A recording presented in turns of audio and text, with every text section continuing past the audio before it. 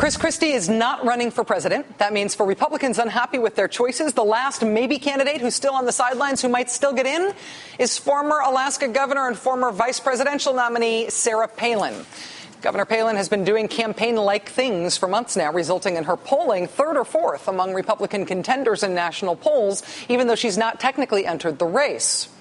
There's so much snark and so much speculation anytime anybody talks about Governor Palin doing anything now that I think it is sometimes hard to recognize it when there is important real news about her role in politics. But I think that important real news about Sarah Palin and her potential candidacy happened here on this show last night.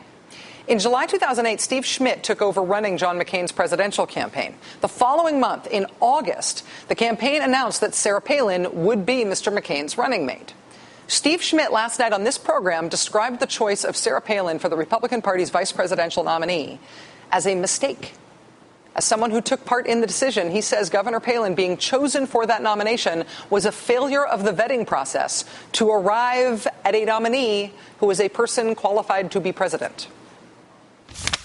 I think that there have been failures in the vice presidential vetting process, and I was involved in one of them. And I think both parties have had failures in the vetting process. You know, John Edwards clearly, and the nominee in 2008. And I think that there is substantial room for improvement about how the vice president is selected. It's a process that is marked by fundamentally a lack of transparency in the selection. It's marked by tactical considerations. It's too political. It's about how do we step on a bounce? How do we get a couple points here? How do we reshape the race? And the first and foremost consideration should be, is this person qualified to be the commander-in-chief? Steve Schmidt, who ran the McCain-Palin campaign, saying that Sarah Palin's selection as the vice presidential nominee in 2008, as someone ostensibly qualified to be commander-in-chief, was a failure of the vetting process.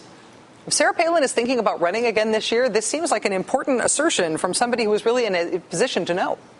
Also on set here last night with Steve Schmidt was Nicole Wallace, another senior staffer to the McCain-Palin campaign who worked closely and directly with Governor Palin on that campaign. Now, for context here, Nicole has just published a book about someone very much like Sarah Palin who is elected vice president and who then turns out to be very seriously mentally ill.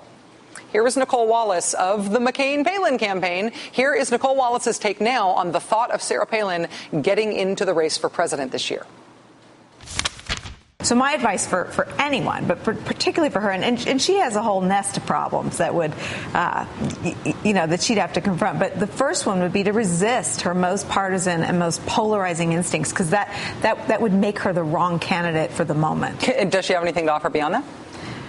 Look, I was inspired by her to write a book about someone who was cuckoo for Cocoa Puffs, so don't ask me. Two of the most senior people from Sarah Palin's vice presidential campaign in 2008 say she is the living proof that the vetting process sometimes doesn't weed out people who aren't qualified to be president, and that she is the inspiration for a terrifying book of fiction about someone who gets all the way into the White House before they are revealed to be seriously mentally ill. We are not usually a show that breaks important political news about Sarah Palin, but that is important political news about Sarah Palin.